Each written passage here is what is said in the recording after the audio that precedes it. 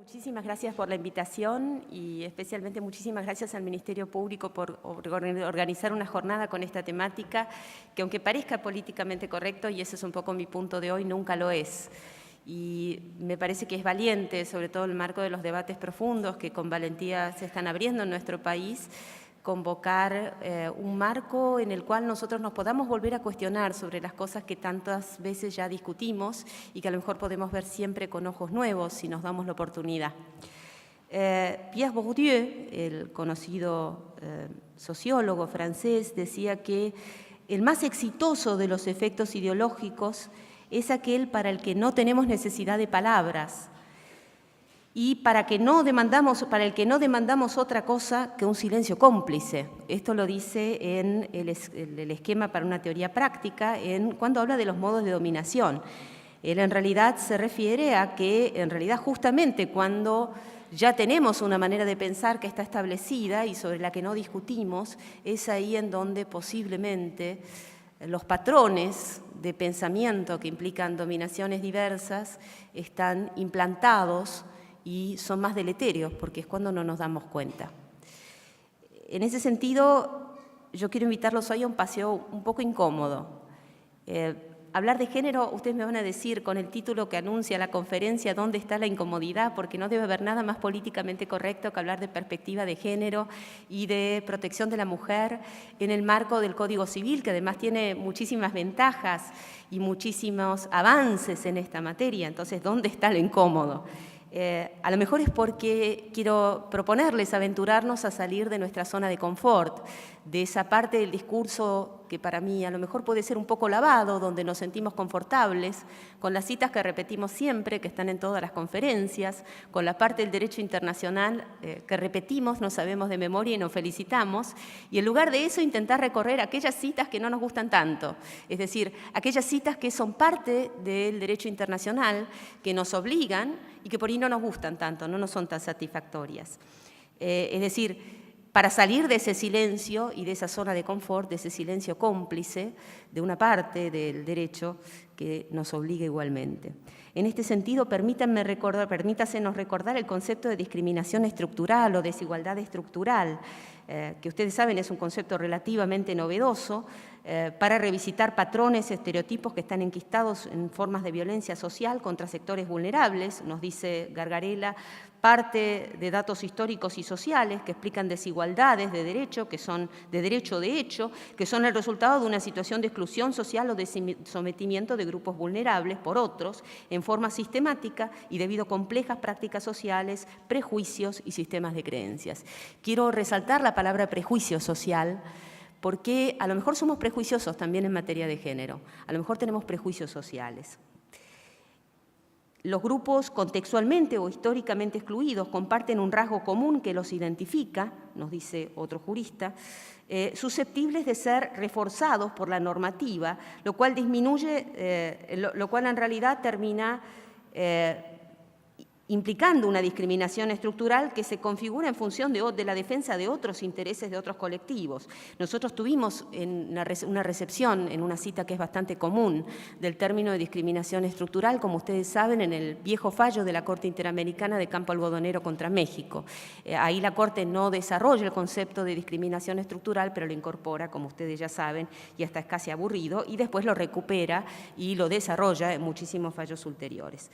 Los patrones discriminatorios, como ustedes saben, forman parte de lo que la Ley de Protección Integral para las Mujeres, la 26.485, enuncia en su artículo 5 como violencia simbólica, la que a través de patrones estereotipados, mensajes, valores, signos, íconos, transmite y reproduzca dominación, desigualdad y discriminación en las relaciones sociales, naturalizando la subordinación de la mujer en la sociedad, nos dice la Ley de Protección contra la Mujer. Vale la pena referirse al fallo de Nadege Dorsema, en el que la Corte Interamericana se refiere a la discriminación como una discriminación que la Corte llama normativa, que surge de un impacto desigual de las normas. La Corte especificó en esa oportunidad que existe una violación del derecho a la igualdad y eventualmente una discriminación que se produce cuando, ante situaciones y casos de discriminación indirecta,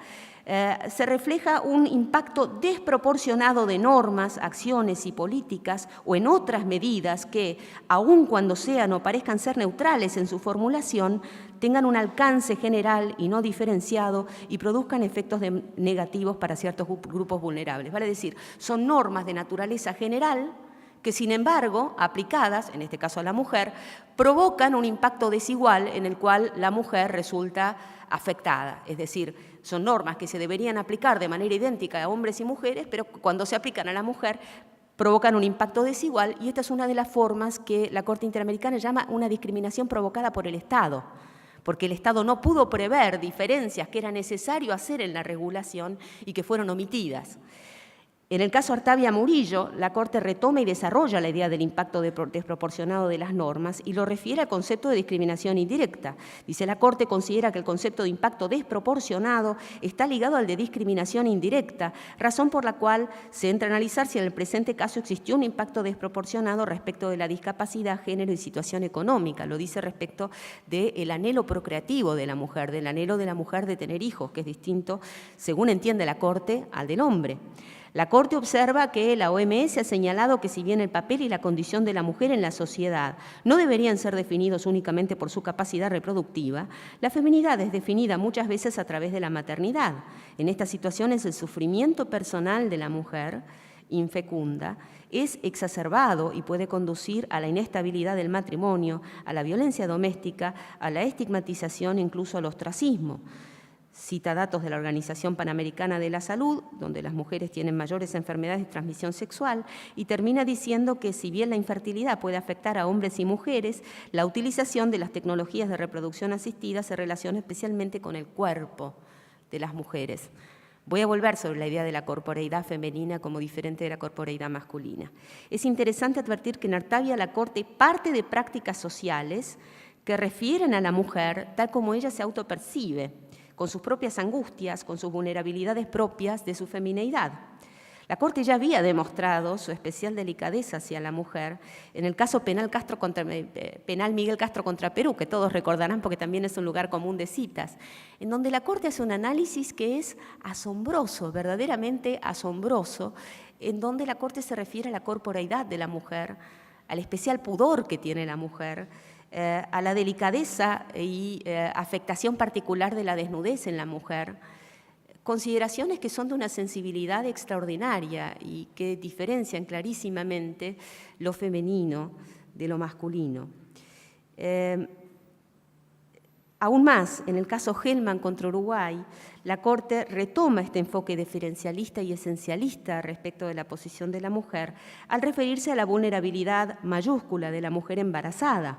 Dice la Corte, el estado del embarazo en que se encontraba María Claudia García, la madre de Macarena Hellman, cuando fue detenida, constituía la condición de particular vulnerabilidad por la que se dio una afectación diferenciada en su caso. Este es un concepto que en realidad también está en la Convención de Belém do Pará. A su vez, en Argentina, ya había sido separada de su esposo, eso ya era una vulnerabilización aparentemente, y luego trasladada al Uruguay sin conocer el destino de aquel, lo que en sí representó un acto cruel e inhumano. Los hechos del caso, sigue diciendo la Corte más abajo, revelan una particular concepción del cuerpo de la mujer, fíjense que volvemos al cuerpo, que atenta contra su libre maternidad, lo que forma parte esencial del libre desarrollo de la personalidad de las mujeres. Esta especial sensibilidad de la Corte, que identifica el rostro de la mujer en lugar de sesgarlo, es característica del sistema interamericano y no le impide a la Corte que le reconozca derechos a otros colectivos, como sucede en la opinión consultiva de identidad de género. Es decir, reconocer el rostro de la mujer y la peculiaridad de lo femenino no implica de ninguna manera atentar contra derechos de otros, sino que podemos convivir pacíficamente reconociendo los derechos de todos. No hay por qué quitar derechos, se pueden sumar. Ahora bien, recapitulemos. Discriminación estructural, que es violencia simbólica, que consiste en silenciosos y cómplices prejuicios sociales que implícitamente implican una desvalorización social de grupos históricamente discriminados. Una perspectiva esencialista y diferencialista que nos propone la Corte IDH, la Corte Interamericana de Derechos Humanos, que no tiene empacho en dejar que el rostro de la mujer, con aspiraciones, corporeidades, percepciones diferenciadas, lejos de ser masculinizadas, deban ser reconocidas socialmente tal como son, con sus aspiraciones, con sus peculiaridades, con sus emplazamientos y elecciones sociales en orden al desarrollo de su personalidad.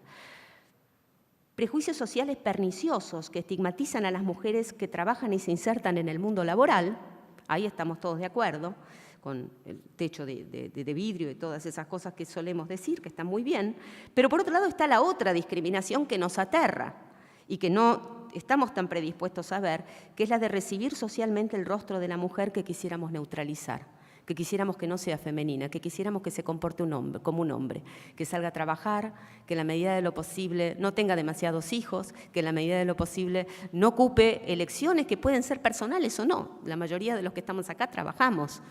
También somos multitasking, también tenemos hijos y también además nos ocupamos de la casa y de tantas otras cosas más. Pero ese rostro de la mujer que la Corte Interamericana no tiene miedo de mostrar y no le asusta y no están las citas habituales cuando hablamos de patrones y de estereotipos que en realidad lo que hacen es sesgar, convirtiendo la femineidad en un patrón cultural y no en algo inherente a la mujer, en algo propio de la mujer, más bien casi como algo que es socialmente descartado o criticado en el sentido de decir a la mujer la pusieron en ese lugar, pero la mujer debería ser como un hombre, como una varona, como era una de las primeras traducciones del Antiguo Testamento cuando se referían a Eva.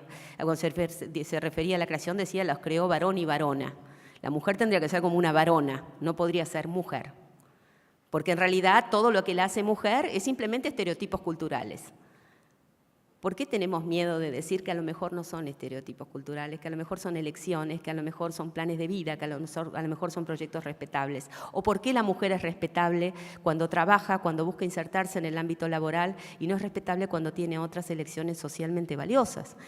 En última instancia, la discusión de fondo, y para ir directamente al problema, les dije que era incómodo, lo avisé directamente, pero les quiero avisar que no soy yo la incómoda, que es la comisión de la CEDAW la que es incómoda y que es la Corte Interamericana la que es incómoda y que a lo mejor esas son las citas que nunca queremos escuchar porque siempre hacemos el discurso de citas en donde no tenemos que ver la diferencia, en donde nos vemos todos iguales y neutralizamos la diferencia. Entonces, yendo un poquitito más, el debate de fondo, dando un paso más adelante, el debate de fondo ya lo conocemos, es entre el feminismo universalista y el feminismo diferencialista o esencialista, es decir, un feminismo muy representado, que sostiene que la mujer es un estereotipo, una creación cultural, y otra forma de feminismo, que es el feminismo originario, y que sigue manifestándose hoy de manera muy clara, y que dice, no, la mujer es la mujer, y hay que reconocerla como un sujeto diferente que merece protección. Ustedes me van a decir, ¿qué tiene que ver esto con el Código Civil y Comercial? Les juro que voy a llegar. Bueno, entonces, volviendo a este debate de fondo, esto me hace acordar a una cita que también pronuncié aquí mismo hace un tiempo atrás, que es la cita de Macbeth, cuando la esposa de Macbeth, que no tiene nombre en la obra de teatro, es una mujer que no tiene nombre, la esposa de Macbeth, que es la que comete el asesinato y que después siempre tiene las manos lavadas de sangre, la que insta el asesinato y después siempre tiene las manos lavadas de sangre, que se viriliza porque el marido no es capaz de cometer el crimen que ella cree que debería cometer, para cometer ese crimen ella dice, unsex me, quítame mi sexo. Le pide a los hados, a las fuerzas del más allá, malignas, que le quiten su sexo para que ella pueda hacer lo que se dispone a hacer. Siempre me ha parecido una cosa terrible, una mujer que no tiene nombre y que quiere despojarse de su sexo, terrible. Bueno, ¿qué visión del feminismo predomina en las arenas internacionales de los derechos humanos? Bueno, si nosotros tenemos esta visión, ¿no es cierto?, de que estamos tratando de explorar cuál es la verdadera visión que nosotros tenemos que adoptar en materia de género, leamos lo que dice el Comité de la CEDAW, que ha sostenido, entre otras cuestiones, la siguiente: una discriminación directa contra la mujer puede ocurrir cuando las leyes, las políticas y los programas están basados aparentemente sobre una estructura que es neutral de género. Neutral de género. Nuestro Código Civil es neutral de género. Nuestro Código Civil no ve la diferencia entre hombre y mujer porque no diferencia, porque tratamos todas las relaciones como si fueran iguales y sin embargo las relaciones son distintas según si se conforman con mujeres o sin mujeres, y con mujeres y hombres, o con mujeres y mujeres, o a la inversa. Ahora, nosotros si decimos eso, pareciera que estamos enrolándonos en una posición que es bastante incómoda y bastante, a lo mejor, censurable. Pero cuidado que no lo decimos nosotros, lo está diciendo la CEDAW. Es una recomendación de la CEDAW. La CEDAW dice, señores, vean el rostro de la mujer, no esquiven el rostro de la mujer. Dice, la discriminación directa contra la mujer puede ocurrir cuando las leyes, las políticas, los programas están basados en paradigmas que son aparentemente neutrales de género, criterios que en realidad en su efecto actual tienen un impacto desproporcionado en la mujer. Retoman la misma idea de impacto desproporcionado que tiene la Corte Interamericana. Las leyes que son neutrales de género, las políticas y los programas que de forma inintencionada perpetúen las consecuencias de las discriminaciones pasadas son discriminatorios. Esto dice la CEDAW en el comentario general número 25, que pueden ir a buscar ustedes.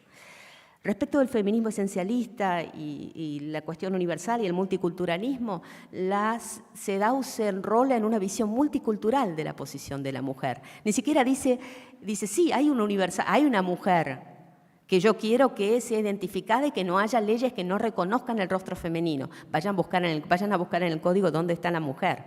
La mujer no aparece más, desapareció prácticamente la madre, si no es para la determinación de la maternidad, que hoy en día está muy puesta en cuestión. Y además de eso desapareció de todo el código. Dice que además es la mujer multicultural, la mujer tal como se manifiesta en las distintas culturas. En la Recomendación General 21 dice, pero va aún más lejos al reconocer que la cultura y las tradiciones pueden tener importancia en el comportamiento de la mentalidad de los hombres y las mujeres que cumplen un papel significativo en la limitación del ejercicio de los derechos fundamentales de la mujer.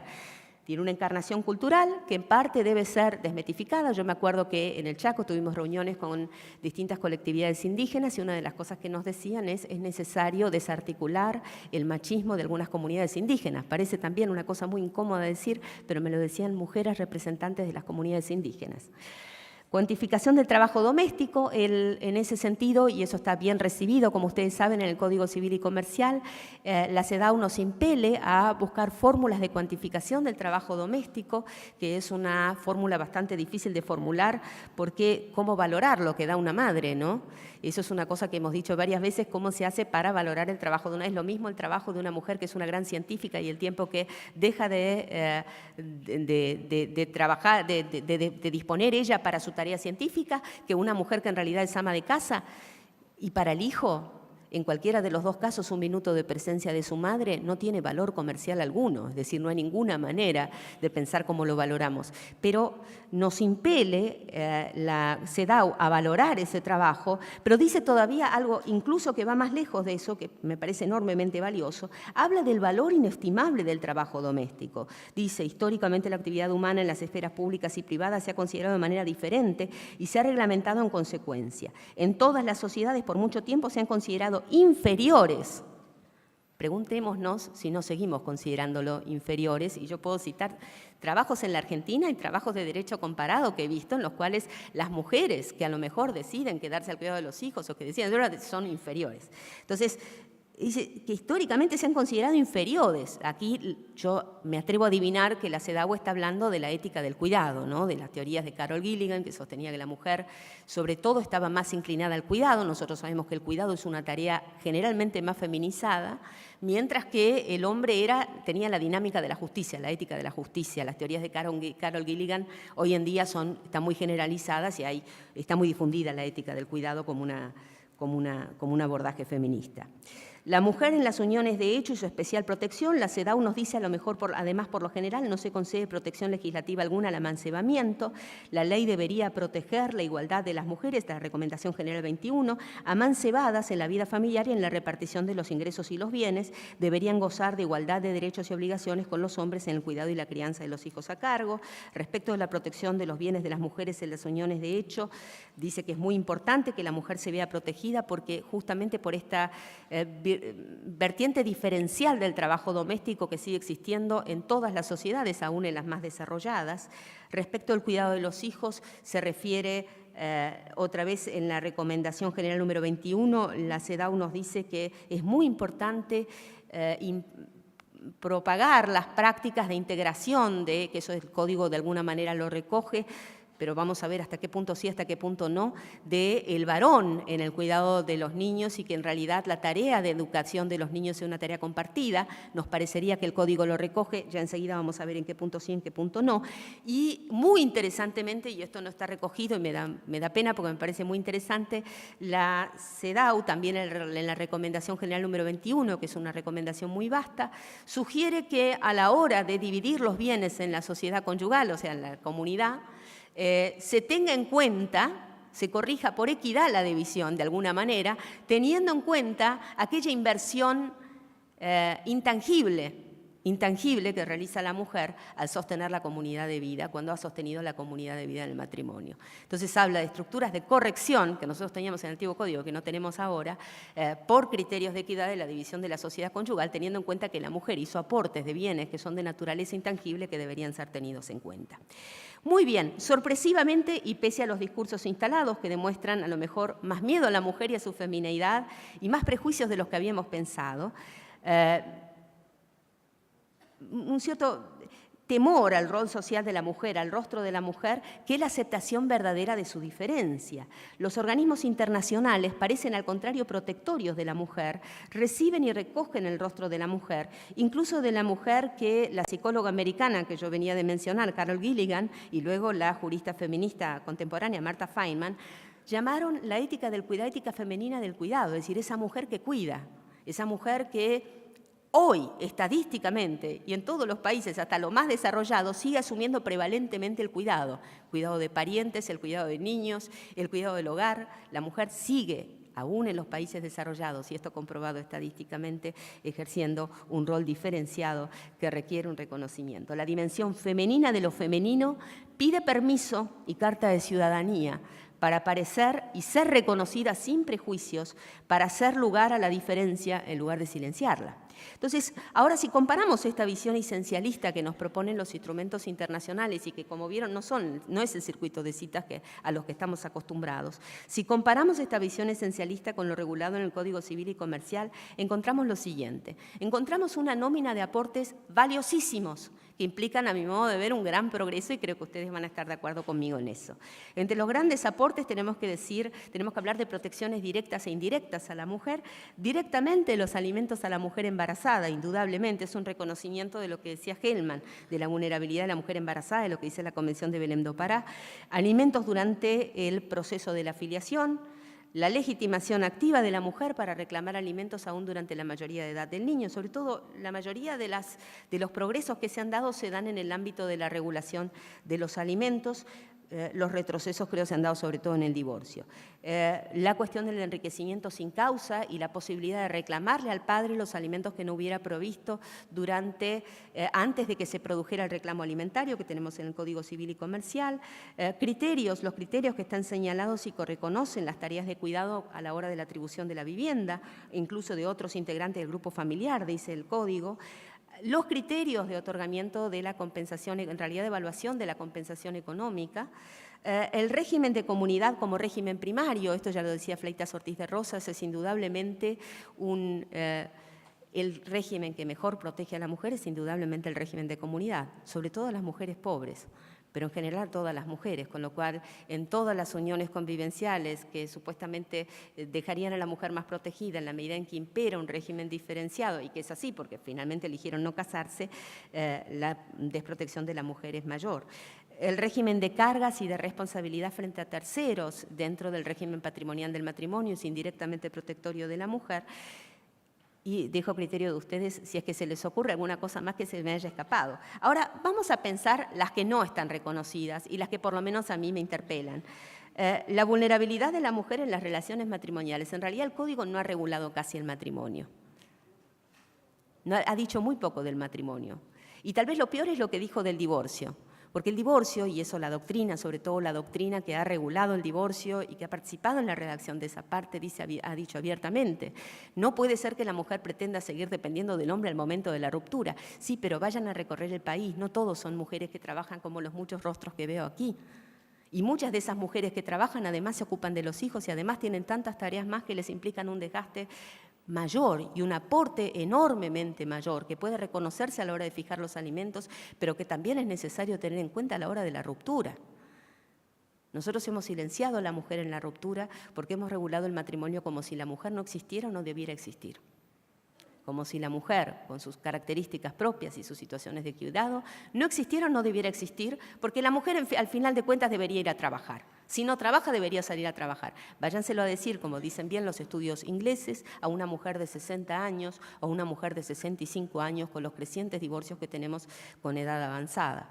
La mujer, sobre todo la mujer, en donde las vulnerabilidades se superponen, termina siendo silenciada cuando, como dice la CEDAW, aplicamos patrones que son neutrales de género y que no permiten ver el rostro de la mujer y sus peculiaridades. Uniones convivenciales duraderas versus efímeras. Nosotros hemos regulado las uniones convivenciales como si fueran todas iguales. Pero ¿qué me dicen de las mujeres que suele pasar? Que atienden durante 50 años a un hombre y después tienen derecho, cuando se murió, a 2 años como máximo de retribución de la vivienda en la hipótesis de la muerte. Entonces la mujer a lo mejor a los 77 años tiene que salir a buscar un lugar donde ir a vivir. Cuando pasó 50 años atendiéndolo en la última enfermedad, eso es porque no hemos diferenciado, eso es porque no hemos sabido distinguir el valor social de la estabilidad de las relaciones. Y entender cuáles son las consecuencias de haber pasado una vida en conjunto y cuáles son las consecuencias de que la ruptura se produzca tardíamente, especialmente para la mujer. Perfecto, estoy bárbaro. Creo que estoy bárbaro.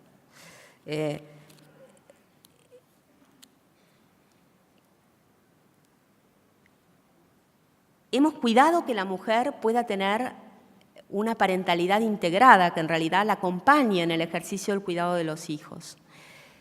Sin embargo, eso solamente se aplica a la filiación por naturaleza. Porque en la adopción, para solucionar el problema de los niños que requieren cuidados parentales y no los tienen, obviamente la adopción está amplificada y admite que haya una adopción unilateral. De todas maneras, sabemos que el sistema de adopción está colapsado y que las esperas para adoptar son demasiado largas y que muchos niños ni siquiera ingresan al circuito para ser adoptados. Pero la parentalidad de la mujer sola, que es crecientemente aceptada como una cuestión de debate social, es también una forma de vulnerabilidad. Es verdad que hay mujeres que trabajan y que pueden llevar adelante la filiación, pero más allá de los derechos del niño, hay una situación de vulnerabilidad que nosotros tal vez deberíamos considerar en las otras formas de filiación. En este sentido, me parece que una de las grandes fallas que tiene el Código y a donde vamos trabajando ya a nivel comparado es la de visibilizar otras formas de cuidado que vienen en auxilio de la mujer. Desde los cuidados que se dan en el marco de la familia ampliada, como los abuelos, que se dan de manera informal, como los abuelos, como a veces parientes, como a veces vecinos, que funcionan como estructuras de cuidado y contención de la familia en la función específica de la mujer, que generalmente es de cuidado. Estas funciones alternativas de cuidado que ya están recibiendo reconocimiento en derechos comparados, incluso de cuidado a ancianos, que supone una contención social del Estado, pero también supone a veces estructuras de contención privada. Esas estructuras de contención privada creo que es una deuda que nos tenemos y que podríamos avanzar en el Código. Una de las cosas que a mi modo de ver están especialmente en jaque es la idea de pensar sobre todo mujeres especiales, mujeres con vulnerabilidad especial. Y en este sentido me quisiera referir a dos que en el Código están parcialmente contenidas y a dos que en el Código, y sobre todo una de ellas está completamente ausente. Me quiero referir a la mujer discapacitada y a la mujer pobre. Voy a empezar por la mujer pobre porque es la menos polémica. Los ingleses hablan del derecho para ricos y del derecho para pobres. Nuestro Código Civil y esta es una de las mayores críticas que tal vez yo podría hacer a la presentación del Código, en materia de familia, al regular la conyugalidad en las relaciones de familia, ha tomado el esquema patrimonialista decimonónico del Código Napoleón.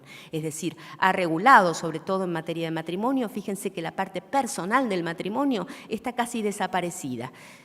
Mientras que las uniones convivenciales son una relación afectiva, el matrimonio es una relación esencialmente de dinero, que regula cuestiones de dinero. En ese sentido se ha tomado una visión que es antigua, que está perimida, que es la visión patrimonialista de la regulación del derecho de familia, sin entender la dimensión profundamente personal y de sufrimiento humano que aparece en el Código. En este sentido, ninguna de las dos uniones conyugales que están presentes en el Código representan las que tienen en su mayoría las poblaciones más pobres. Las poblaciones más pobres de nuestro país, los que están en las villas, los que van a los hospitales de niños y todos ellos no están ni casados ni en uniones convivenciales. Y en general tienen situaciones, lo saben ustedes mejor que nadie, tienen situaciones completamente frágiles de vida, precarias desde el punto de vista habitacional y personal, en donde el fenómeno que se da no es el de la integración de la parentalidad, como lo vemos tan lindo redactado en el Código, sino el fenómeno que se llama multipaternidad, es decir, donde una mujer a lo mejor tiene hijos con varios hombres, un hombre tiene hijos con varias mujeres y tienen hijos que están repartidos y que se separan y que en realidad no llegan a formar la estructura familiar tal como nosotros la concebimos en el Código, que es para la clase media alta. La clase media baja a lo mejor también, pero la clase baja está excluida del Código, no tiene carta de ciudadanía. En ese sentido, las mujeres pobres tienen una cantidad de vulnerabilidades que el Código no recoge y con la que los juzgados, yo lo sé de mis amigos jueces, los juzgados luchan todos los días por tratar de encontrar soluciones.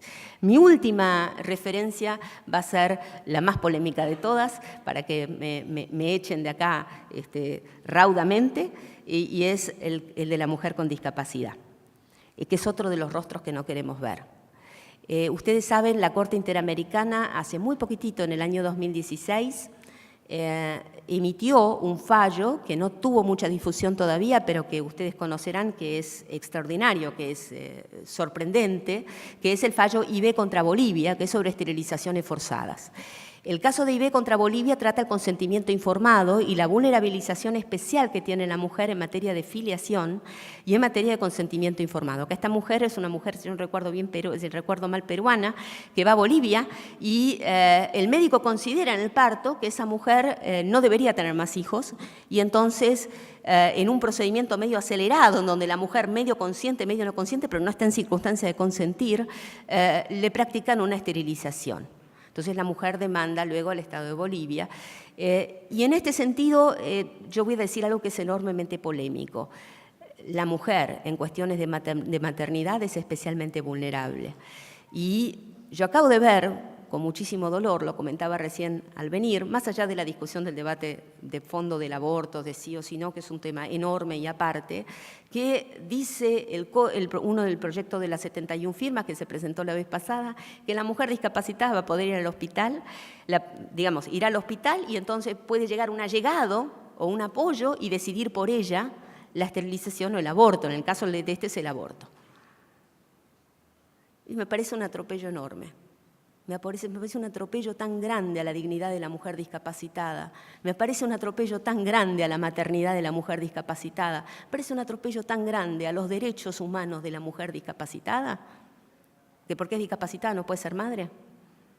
Que no lo puedo entender. Otros van a decir por ella que no va a ser madre, otros van a decir por ella que no puede tener el hijo. La Corte, por suerte, nos trató distinto. La Corte Suprema de la Nación, como ustedes saben, en ese fallo magnífico, integró a una mujer discapacitada al ejercicio de la responsabilidad parental.